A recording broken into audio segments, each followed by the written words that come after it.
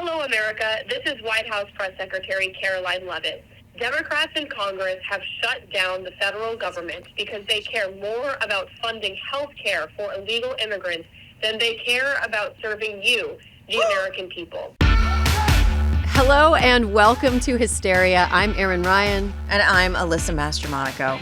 Alyssa, this week, pictures circulated of Sydney Sweeney's birthday party. And Lauren Sanchez, Mrs. Jeff Bezos, was there as well. And they were dressed, how shall I say this gently, garishly. What do you think the dress code was at that party? I mean, eat the rich? I don't know. Like, they're so tacky. Good jeans, bad taste. Good jeans, bad taste. You know what? That's it. This past week on Sunday, I believe, Donald Trump reposted an AI-generated video of himself promoting a medbed conspiracy theory, which I don't even quite get. I had to dig into the medbed. It's a QAnon thing. It's a QAnon thing, but what is it? Is it like magical hospital beds? No. What? It's a QAnon theory that, like, the horrible libs have these secret medical beds that grow back limbs and things. What? Yeah, it's crazy. I was like, what is this? Because honestly, Erin, at first I was like, what is MedBed and can I get a membership? And then I was like, oh my God, this is so insane. They think that we can grow back. Yeah, there's some component of it where they think that, like, in these beds you can grow back limbs and, like, completely be regenerated. You know what? If you are somebody who has a uterus, you can grow limbs in your medbed uterus, hypothetically. You too, you have your own medbed. Yeah, it's a natural medbed. I think technology a lot of times is just an attempt to commodify something that happens naturally, but worse and more expensive.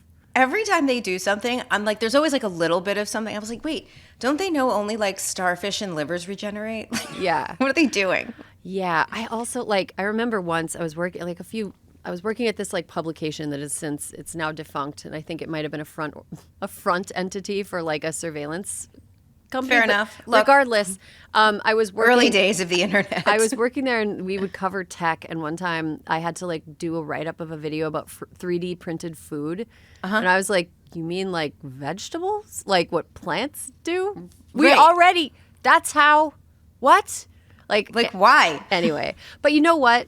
Google is on it. Now AI Assist will not allow you to search for Donald Trump and dementia. They turned off AI assisted search for Donald Trump and dementia.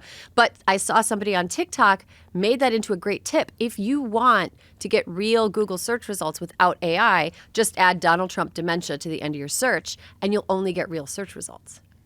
So You'll be like, okay. All right. You'll be like, what's the best dryer without a Wi-Fi connection, Donald Trump dementia? And then you'll just get the real results. Who knew? I know. Pretty cool. Well, anyway, the government's shut down. Government shut down. Parts of it are. Yeah. Parts of it are. Parts of the government are shut down. As of 12:01 Wednesday, today we record Wednesdays, the government has officially shut down. The lapse in funding comes after Congress failed to reconcile over differences in healthcare funding. There is so much crap going around that people don't understand. So Trump and Republicans falsely, this is not true, claimed that Democrats shut down the government to fund free healthcare for undocumented immigrants. It's exhausting. It also is like a tell of what they think, how they think Americans tick. Like They think that like it is worth bringing everything to a screeching halt to prevent this one outgroup from getting services in their imagination. Like they think that being like, they're going to do something for the undocumented people is going to be enough justification for like red staters to be like, oh yeah, fuck that. I don't want anything done for those people. You know? And that's just, I don't know, soul rot. It is soul rot. In reality, the Democrats' budget proposal would have just extended Affordable Care Act subsidies that were set to expire at the end of the year and roll back Medicaid cuts in the tax cut and domestic policy law signed by President Trump in July. I don't think people realize how bad that's going to be. Its premiums there are a lot of different theories, but there are some that say the premiums could as much as double. Yeah, I don't think that people are ready for that. There's, as it is right now, you know, health insurance, even good health insurance, isn't actually that good. When I was first working and had a health insurance coverage, I remember that everything was covered 90% or something. And I think I worked at Merrill Lynch and like it even covered abortion. I know that because it covered my abortion. Yeah. It was like, and then we also had like a government bailout. And so I was like, thanks, taxpayers. Right. But like I don't think people understand, like as healthcare has been less good, health insurance has been less good. It's getting to a point where it almost makes sense to just be like, okay, well, I'm not going to have health insurance at all, and I'm just going to pay out of pocket. And in a lot of cases, that actually is cheaper. If you just go to the doctor and you're like, what's the cash price for this? Right. You'll actually pay less than you would pay with your insurance. But if something catastrophic happens, exactly, then terrible. I just feel like the American healthcare system is already in like kind of it's like entering a death spiral. Yeah, and this shutdown is going to hit HHS also particularly hard. So the government shutdown goes hand in hand with the administration's plan to reduce the federal workforce. Last week, in a memo shared with Politico, the Office of Management and Budget, old Russ, instructed agencies to prepare reduction in force plans for mass firings during a possible government shutdown. This will go beyond standard furloughs, permanently eliminating jobs in areas where funding has lapsed. Here's how this works. Typically, in a government shutdown, only essential employees are kept on. Even and in most cases they're kept on. They're not being paid, but they're supposed to get back pay when the shutdown is over. But so this is what we talked about back when the government almost shut down last spring. This is like the easiest roadmap for how to fire people that are deemed non-essential. Yeah. But also I think that this administration, like there's something that we see a lot happening with this administration. We've got the schemers, and then we've got the guy that can't shut the fuck up. The schemers are like your Russ Voughts or whatever, or like the project. He actually has some trouble shutting the fuck up too. Yeah, he does. But like, what could happen? The government would have some plausible deniability if they just did this and shut the fuck up. But what they're doing is this and not shutting the fuck up. And I actually got a tip from a listener yesterday who is someone who is associated with HHS, and they're getting like blatant Hatch Act violations in their email box. Really? Here, I'm going to read you some of this email that went out to a lot of HHS people. HHS employees, President Trump opposes a government shutdown and strongly supports the Enact H.R. 5371, which is a clean continuing resolution to fund the government through November 21st and already passed the U.S. House of Representatives. Unfortunately, Democrats are blocking the continuing resolution in the U.S. Senate due to unrelated policy demands. If congressional Democrats maintain their current posture and refuse to pass a clean continuing resolution to keep the government funded before midnight on September 30th, 2025, federal appropriated funding will lapse. That seems to me like a Hatch Act violation. It's right? dancing the line. Right? Yeah.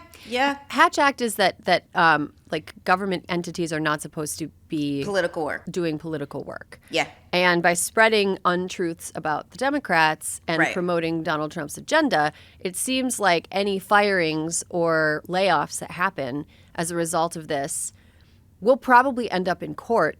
Right. Because somebody couldn't shut the fuck up. You know what I want to see while we're talking about this? I want to see if they shut down the Whitehouse.gov website. No. So this is the thing that we talked about back when this almost happened, is that, so I oversaw 2 government shutdowns during our time, or the longest one was in 2013, during Obama. Trump presided over the longest shutdown ever in 2018, and he's even more unfettered now. So, like, when a government is supposed to shut down, there's sort of like manuals for each of the agencies about how you follow and what happens.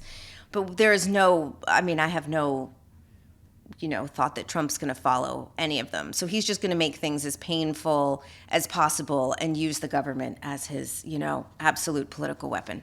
And I also want to point out that this is Donald Trump, whenever he is in hot water, the way that he distracts his base or like gullible people is by beating up on black women. That is literally his bag of trick, right?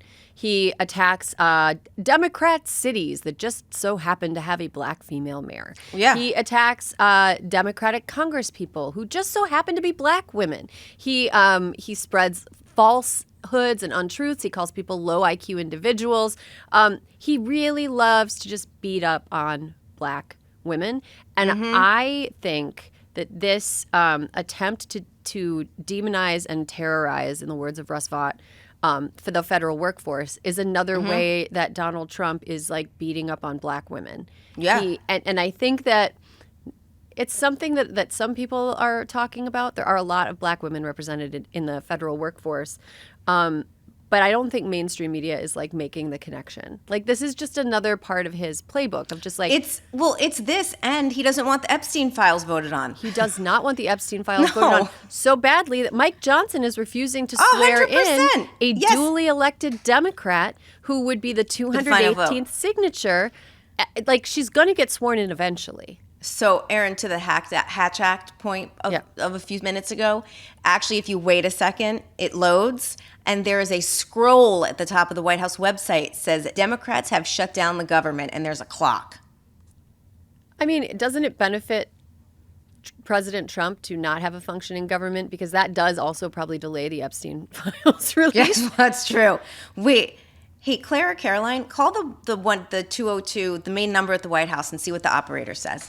We're real loosey-goosey today. I like it. Come on. It's like, let's let it ride. But, you know, it's not great, Erin. FAA, if you're flying, this is the thing. Trump is doing what he did the last time. So in our shutdown, people actually didn't come to work for a lot of agencies.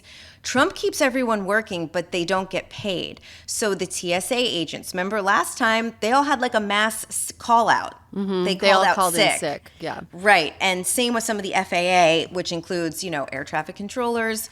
So if you read the letter of what they're doing, it's like, well, this doesn't seem that bad. A lot of things are open. No. Last time they left the national parks open, remember? And people went in and terrorized the trees at Joshua Tree because they leave them open, but they've just pulled back any of the sort of, you know, customer-facing staff. Mm-hmm.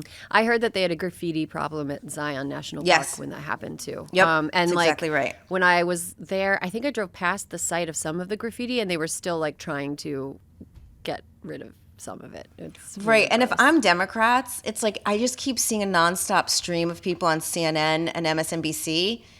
Bros, I get it, okay, everyone wants to be on TV, but please, local drive time radio. You should be in your district pointing out everything that has stopped or is slowing down because of this and blaming the Republicans because Donald Trump has like the biggest bully pulpit out there. And so I really think that Democrats, look, some people should be on cable, but more people listen to the radio. Most people should not be on cable. I'm just going to say that. Most people should not be on cable. I agree. I think that I completely agree with you. They should be in their districts. They should be talking to people. They're a familiar face, ostensibly. They got elected. You know, they should be going back and being like, look, what are we supposed to do? They control all three branches of government. What are we supposed to do? That's the other thing.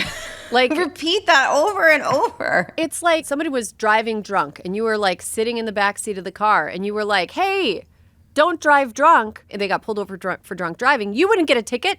Like, you know what I mean? Like, it just doesn't make any I mean, whatever. That was like a bad analogy, bad pitch. But whatever. It's like I don't understand how the messaging that this is a Democratic shutdown works unless you really already want to believe that it's a Democratic shutdown and you just want someone to repeat your beliefs back to you. And the Democrats should be explaining the Obamacare stuff, like in painful detail so people get it because it's... And a lot of people who are on Obamacare still don't realize that they're on Obamacare. Like that purchase right, because we had to change the name. It's the Affordable Care Act. Right. Well, but a lot of people who like purchase their insurance through their state exchanges or who are on Medicare, Medicaid, whatever, like they don't realize that what they are using for their health care is something that is right now about to explode in cost. Yeah. And yeah, it's going to get ugly. And the reason that Democrats have to explain it is because so much of what's happening won't be felt today, right? For Obamacare, it's like the letters are about to go out. The premiums would, I think, go up in December towards the end of the year. So people are like, well, you know, people don't feel it right now. So you have to like forecast what they're going to feel. You can't just be like, it's going to be bad. Like, people need to explain better. Yeah.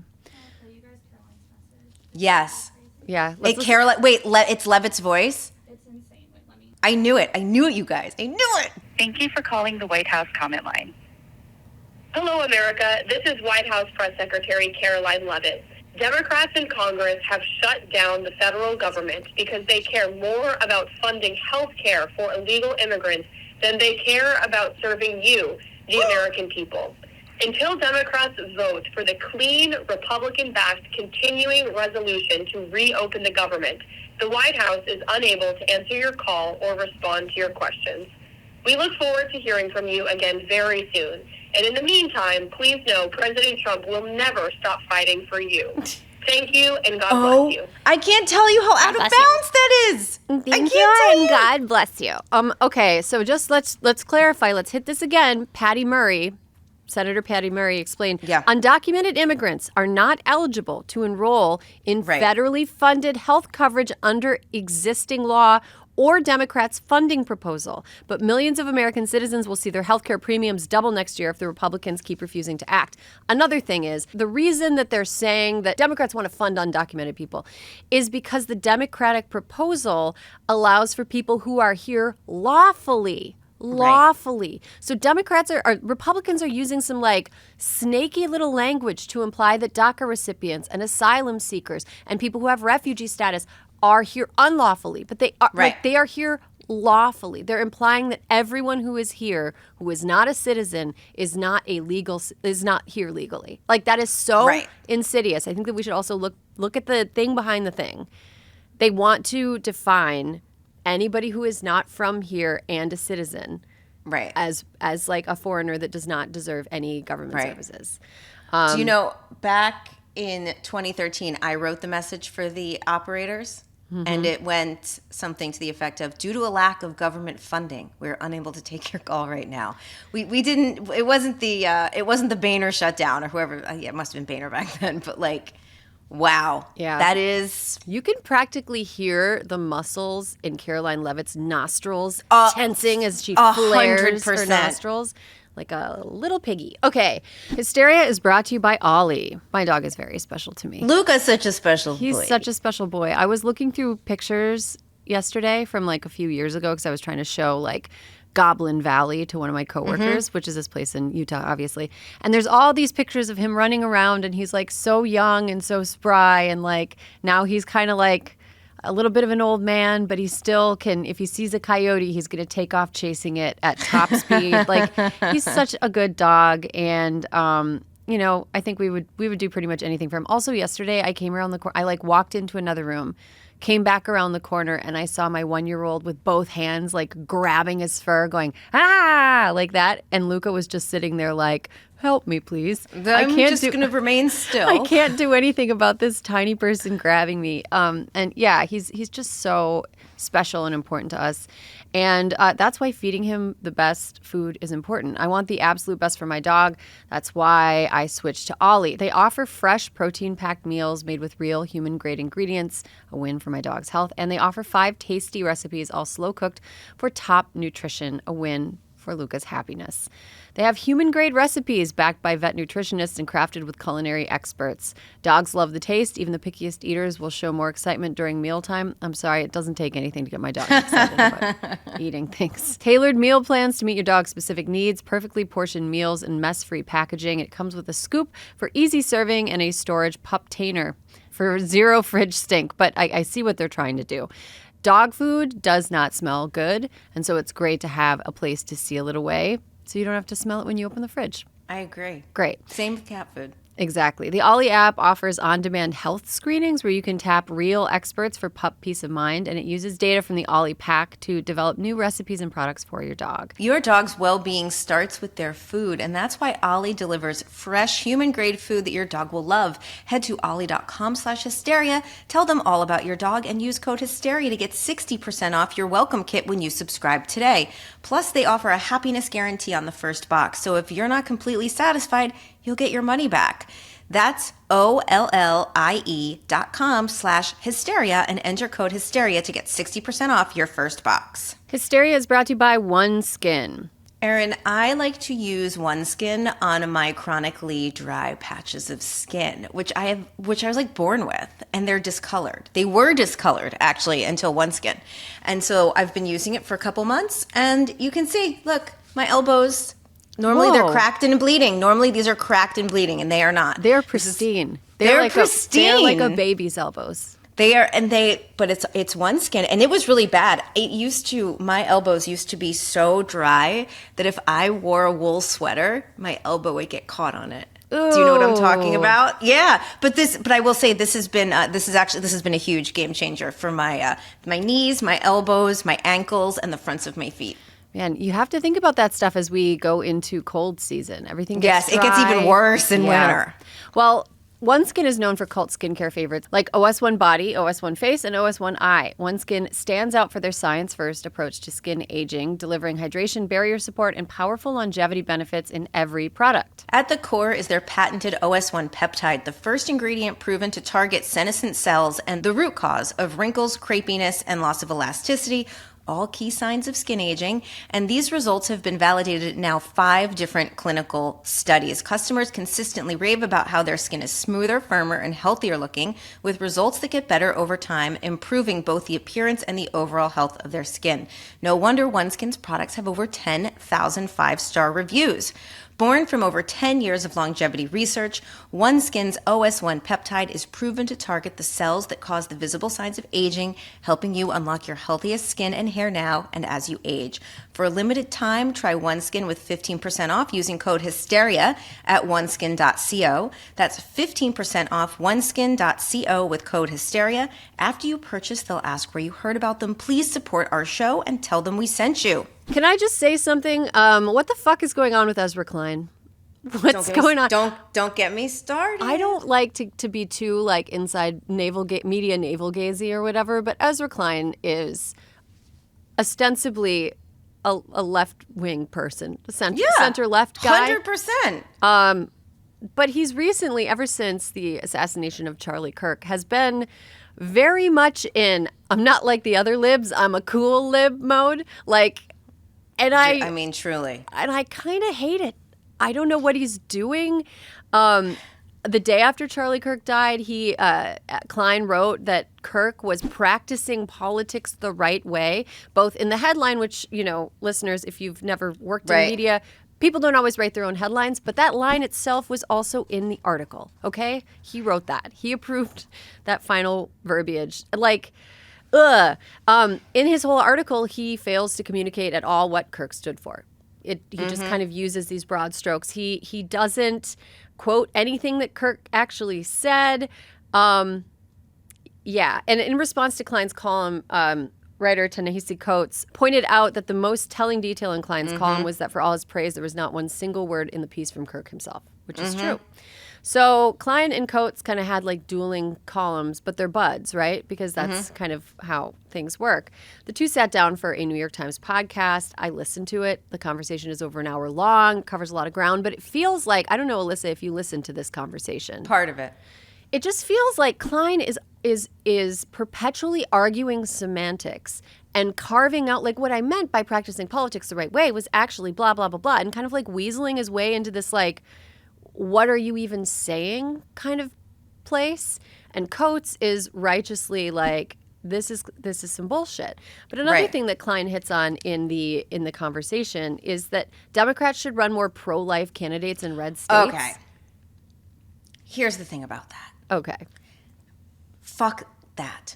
Do you remember in 2017 when Ben Ray Lujan was the head of the DCCC, and Ben Ray Lujan had a press conference where he was like, abortion should not be a litmus test?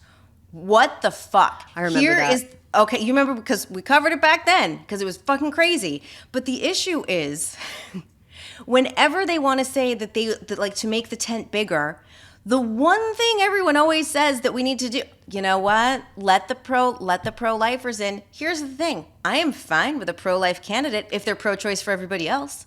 Right. And but that's what pro-choice is. You can be somebody who is that's my point. Morally, Joe Biden was morally uncomfortable with abortion. Yes. As a devout Catholic, he was uncomfortable with it. But he was pro-choice because he understood that his morals around this one thing should not dictate the bodily autonomy of half of the U.S. population. And it is wild to me because we see poll after poll that says how not just accepted, but what approval abortion access has across the country. So it is flummoxing to me, Erin, as to why when people want to be like, we should reach across the aisle and we need to open up the party, why is this the issue they pick? You know what?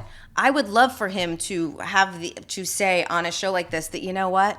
We need to be a lot more flexible on gay marriage in this party. Really? Yeah. Like they would never. Like and they shouldn't. I mean, like that's like there are just certain things that I'm like, no, I feel like there's some fundamental principles here that we're all sort of on board with. Right. Like we should let people into the party who are okay with the military being turned on civilians. Why don't we let's let them in the party. Right. And as if that is an affirmative position they hold. Right. I mean, it's something that I've noticed as a woman who has not always enthusiastically, but always regardless, because they were just the best choice sometimes compared to who they were running against. I've always voted for Democrats. Yeah, of course. I think a couple times I voted for like lefty independents or like democratic socialists or whatever. But for the most part, I'm not like a person I'm not naive enough to throw away my vote on a third party of course not. Candidate.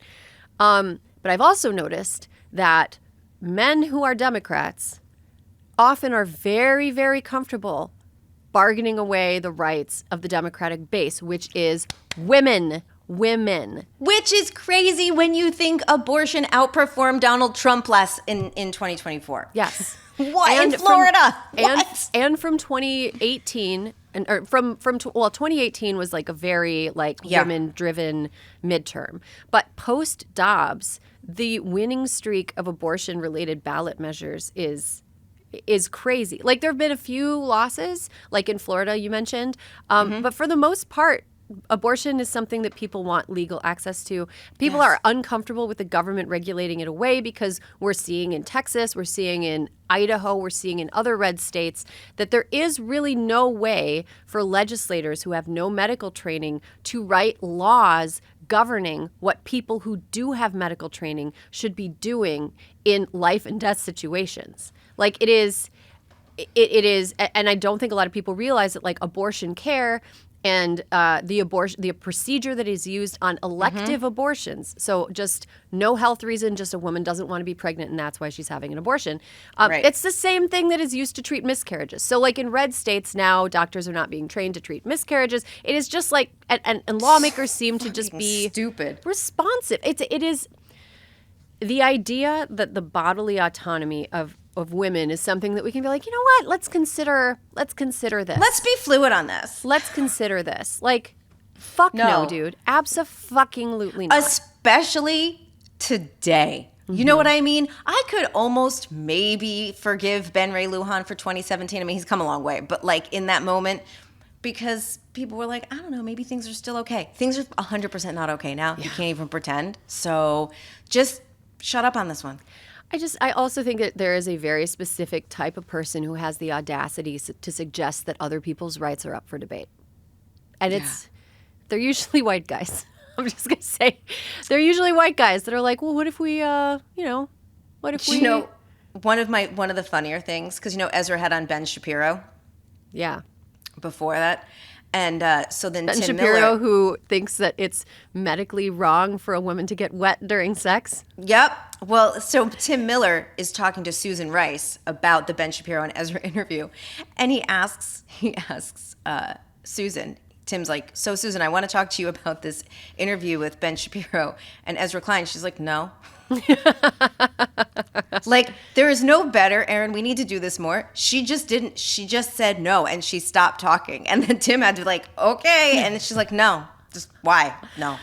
I really respect him for asking the question, though. And I respect Susan for doing the thing we're always taught. Just stop talking. Yep. You can shut the fuck up. Shutting the fuck up is always an option. Clutch. Shutting the fuck up is always an option. I realize the irony of me saying that on a podcast, but it is always an option. Let's talk a little bit about the popularity of abortion. There's some new polling out that I think is really interesting, and I think people should consider these results as they're digesting media coverage of the American political landscape. The 19th News published their 4th annual poll with SurveyMonkey to gauge the state of opinions in America. Here are some of the most interesting findings. Trump approval overall sits at 43%, although the approval is much lower among women, 35% versus men, 52%. It's big. Men are the problem. I mean, that's a big delta. They're the fucking problem, man. And the gender approval gap is the largest for Gen Z, 26% versus 47%. So only 26% of Gen Z women approve of Trump, and 47% of Gen Z men approve of Trump. Something I find interesting about that is that there has been a lot of enthusiastic coverage of Gen Z becoming conservative. Mm-hmm. And, like, they are more conservative than millennials, but to paint them as a conservative generation, they are less conservative overall than the population of the U.S. You know what I mean? And the men are the problem. The men are the problem there, but even Gen Z men who have now been painted as like manosphere poisoned, whatever losers, they still approve of Trump less than the overall population. Mm-hmm. So, like, I understand, like, I think that it's valid to consider why Gen Z men are more conservative than we would expect them to be, given, like, overall trends of youth and conservatism. But I also think, like, let's not get over our skis here. Like, they're not approving of him at, like, 60%. You know what I mean? They're not they're not all, calling him daddy. They're not it's just like, let's just grain of salt. I mean, it's exciting to do a feature about a conference of Gen Zers who are like, we're hot Republicans. And like, that's fun. But like, let's not lose sight of what's really going on. Right. 1/3 of respondents to the poll cite inflation and the cost of living as the most important issue right now. Gen Z Hispanic women are the only subgroup whose top priority is not inflation, it's immigration. What do you make of that, Alyssa? Makes sense. Right? I mean, I think that when you ask people things like, do you like this or do you not like this? I think that polling is pretty accurate. But when you ask people to name issues, I don't know that people can be trusted to tell the truth about what's really going on, either on purpose or subconsciously. I think people say inflation because they think they should say inflation, or it's the first thing that comes to mind for them. But that's just me. That makes sense. Nearly 2/3 of Americans think abortion should be legal. Hello. We've been saying this because everybody says this. Higher among women than men. Oh, fine. Of course. Sure. Fuck you. Okay, you know what? My stance now is we are going to outlaw Viagra. Unless you have a doctor who has prescribed you authentically with ED not related to age. So if you're like a young person dealing with ED, some sort of trauma. Some sort of trauma related thing. There's a physical issue. But if you're just fucking old, sorry, man. No, you're not meant to bone after a certain age. And if you're blessed with a dick that continues to work, good for you. But far be it from us to interfere with God's will. For you to not fuck. Do something else. Get into building ships inside bottles, Do puzzles. Get an old man hobby. Pick up garbage from the side of the road. Make yourself useful. We do not need old men fucking. And that is the main plank in my political party platform. Like, I feel okay. That's the Erin party. Regulate the fucking men. Honestly. Anyway, I mean, I'm only being like partly sarcastic because it sounds as ridiculous to me when I hear men that are like, I'm pro-life. Like, fuck you. Fuck you.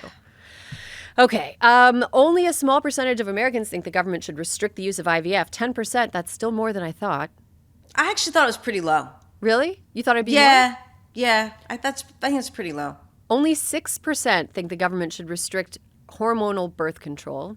Mm-hmm. And only 13% think emergency contraception should be restricted. And it's all like 13% for EC, 6% for hormonal birth control, 10% for IVF. Those are tiny percentages. And they all overlap, I'm sure. They all overlap. And also, like, let's pause for a second and think about how overrepresented these viewpoints are in places like 100%. The Supreme Court, Congress, the executive branch. Like, it is frightening how out of step people who are like in positions of power are with regular people when it comes to issues of like sexual health and wellness and reproductive care. Yep. That's fucking bananas. 1/3 of Americans support the Trump administration's effort to dismantle the Department of Education. I was confused. I don't know what I think about this one. Does it feel like a lot or a little? I think it feels like a lot. Well, so 43% approve of Trump, right? Right. And less, like 35% support the Trump administration's efforts to dismantle DV. So that means that there are some people that support Trump, but not his effort to dismantle the Department of Education. Right. That's but like, I just felt like this is, I don't know, 35% still feels like a lot. I think that if you ask those 35%, what does the Department of Education do? They wouldn't be able to tell you. Fair enough. And the other thing is too is like none of this has really happened yet. Mm-hmm. You know, so they're supporting something in theory based on what people say will happen when they do this, but a lot of this is not really. A lot of their cuts haven't been enacted yet. Right. And I think that people that support Donald Trump are likely to believe his like bullshit, even though he's a liar who lies about literally everything. I bet they heard what he said. He said it would be good, so I believe it's good. Like, right. Cult's gonna cult. About half of Americans think that we should be worried about the impact of falling birth rates in the U.S., though only a third believe that young people should prioritize having a family before other goals. 6 in 10 men and 4 in 10 women believe that society would benefit from a return to traditional gender roles. Oh, really? You mean the roles that benefit you at the expense of everyone else? You fucking asshole? No. Oh, God. I'm gonna burn my bra. This sucks. Hysteria is brought to you by Article. Erin, what's your article situation these days? My article situation is resplendent. I don't know if that's the appropriate word. No, I love my article furniture. Actually, I was experiencing some writer's block earlier this week. I had to turn in a big script, and I went out. I was like, you know what? I got to switch it up. I was working from home. Mm-hmm. I just was like, oh my God, I'm going to sit on my porch outside. I'm going to sit on my article couch on my porch outside. Yeah. And so I took my little laptop. The couch is still like in great shape. I've had it for years.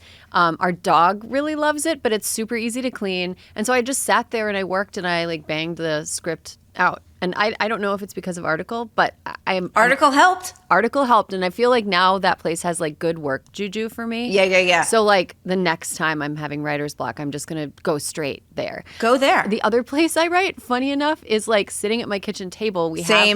We have these article chairs that we just got that are gorgeous. And what I love is that the base of them is big because I'm like not a very good sitter. Like I need to sit with my legs like crisscross applesauce. Yeah, me too. It's like roomy enough that I'm not going to like tip off my own chair. I can like write really comfortably. I love Article furniture because it makes it effortless to create a stylish, long-lasting home at an unbeatable price, and it helps me with my writer's block. Article offers a curated range of mid-century modern, coastal, and Scandi-inspired pieces that not only shine on their own but also pair seamlessly with nearly any other Article product.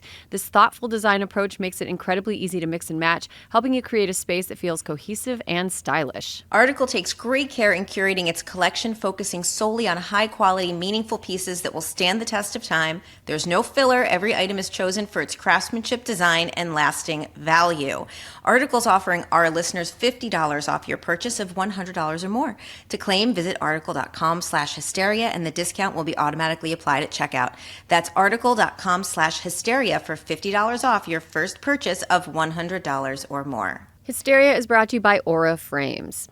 Here is a really good gift idea. Like the holidays are coming up. I know that like it's perfect. I think that September and October is really the time to get organized for the holidays, right? Because like I agree. Once you hit November, it's just go. And like if you don't have pieces in place, it's just going to get away from you, right? And so now one of the funniest thing about that? What? I actually have a note on my calendar tonight to do 4 things that are holiday related that I need to order now. Otherwise, they're going to be gone. And I'm like, before you go to bed tonight, you are doing this. That's so funny. I have like a note in my phone that is like Christmas gifts. And I started around the middle of the year where I'm like, this is what I'm getting for this person. Or here's an idea for this person. This is something they mentioned. This is something they need. Aura frames are a great idea for populating that list, especially if you live far away from family, especially if you have members of your household that you like to show off to faraway family and friends, like cats, dogs, babies. humans of other ages. It's a really good way to just share, and also it prevents that dreaded text from your relative or loved one that's like, new pictures? Pictures? How are you? And then you're just like, oh my God, I feel like terrible that I have not been communicating enough that this person has been driven to ask. Even still, you know that my sister is an active listener of our podcast. Yeah. And she will tell you there's nothing better than when my mom texts, send me pictures of cheeks. And then we send them. And then 4 days later, she's like, can you resend those pictures? I don't know where they went. Oh, well, this is great because you'll know where they are. We have one. We have one ready to wrap and put under the tree for them this year. Well, Aura frames come with unlimited storage and simple controls for the frame, so you can upload as many photos as you want, and you can pick your favorite one. You can see why it was named the #1 digital frame by Wirecutter, The Strategist, and Wired. You can save on the perfect gift that keeps on giving by visiting auraframes.com. For a limited time, listeners can get $20 off their best-selling Carver matte frame with code AURA20. That's AURAFrames.com, promo code AURA20. Support the show by mentioning us at checkout. Terms and conditions apply. I think, I'm going to just say this. I know that I sound like a pronatalist, and, I do think that the impact of the falling birth rate is important. I do too. We need Social Security money. Social Security money, but also like the human infrastructure that is going to support people as they age. Who's going to get you in and out of bed at the nursing home when you're 80? Another 80-year-old? Another 80-year-old? No. I'm not like, people don't have kids. Like I think it's really bad for people to have children and expect those children to care for them personally as they get old. Like that gives me the ick, right? Like, but when I say who's going to take care of you when you get old, I mean like somebody else's kids are going to have to. You know? Someone who's got to have a job and their job is to take care of you. Right. Somebody needs, so like a catastrophic population collapse is going to leave a lot of people like in very dire straits, especially with like an aging population. There's going to be a lot of like loneliness. There's going to be like people are going to be like taken care of by robots and never touched by humans. So like I think that like I don't mind the birth rate, just like having a gentle, soft landing, Right, but going off a cliff is not good. Going off a cliff is probably not good. Alyssa, what from this poll was the most striking to you? I mean, mostly just that the abortion number keeps staying the same. It's been this for years now. And it's like you said, it's the number outpaces what politicians are doing. So almost every demographic cited inflation as their largest concern. I've gone on the record of saying, like, I think that they just said something. I don't think that people's issue-based responses are reliable. But like, how can politicians speak to this inflation issue? Like, how can they make people feel better? I don't know. How do we make them feel better? I mean, I think, one, acknowledging it, right? Like, that's part of the problem. People Republicans are like, it's not bad. Everything's great. I think this will be their downfall. Because the more that you say something is great and something is fine, the more people feel that the way that Trump got people to vote for him was grievance. And he said, you're doing poorly because no one cares about you, but I care about you. Well, now he's here. People aren't doing any better. As a matter of fact, a lot of people are doing worse. And so what's he doing? He can't tell people they're fine when they're not fine. So I think that's, the more the Democrats can be like, listen, we hear you, and we know that this, and this, that childcare costs, that food, that insurance, that healthcare, that these are all out of bounds, that you're doing worse today than you were 5 years ago, and here's our plan to help you. I think that would help, a little clarity. Yeah, I mean, it's interesting because didn't the Biden administration kind of made this mistake literally a year ago when people were, or like maybe a year and a half ago, when all the economic indicators were like, or the macro indicators were like, things are fine, and people were not actually feeling fine. But the Biden administration messaging was like, no, actually the economy is doing well. And like, I get why they chose to do that, but like, I also think that there's a lesson to be learned from that, which is that, look, there are macroeconomic indicators that look great right now, but clearly people are being left behind. So the stock market is the worst indicator of the actual health of the economy of families. But number go up, Alyssa. No, I'm just saying. Yeah, it's not good. I think only like 50% of Americans are even like sort remotely of invested, attached, and very few people like actually own individual stocks. Right. And most people are just invested as part of a pension, essentially. Yeah, a pension or a 401k, and 401k like funds are managed by professional fund managers and whatever. It's like, yep. Anyway, speaking of abortion being popular, Alyssa. Last week, Erin, after the horrific Tylenol circus, RFK Jr. told Republican states that the FDA will start a new review of abortion medication. Great. Reproductive health advocates are saying that this could lead to major restrictions on the most common abortion method. What do you think about that? I mean, we knew this was coming, right? Of course. Of course. And it sort of reminds me of that saying, it's like first they laugh at you, then they blah, blah, blah, then they when the Trump administration version 1 was first challenging mifepristone, the abortion medication, or one component of the abortion medication. Right. In court, when they made up a fake doctor organization that just so happened to be in the same town as a judge that they were sure would issue the craziest possible ruling, and were eventually like smacked down, like, no, you can't do this. And they tried all of this reasoning that was insane. Like, there were like dentists signing on to it, being like, this is causing me harm. And one of the doctors who, like one judge, I think in the, I don't remember which circuit, but when a federal judge said, like, well, you know, when people don't have babies, that causes pain because people like babies. Like, there was all this, like, I remember that. Yeah, there was all this, like, insane, like, reachy reasoning.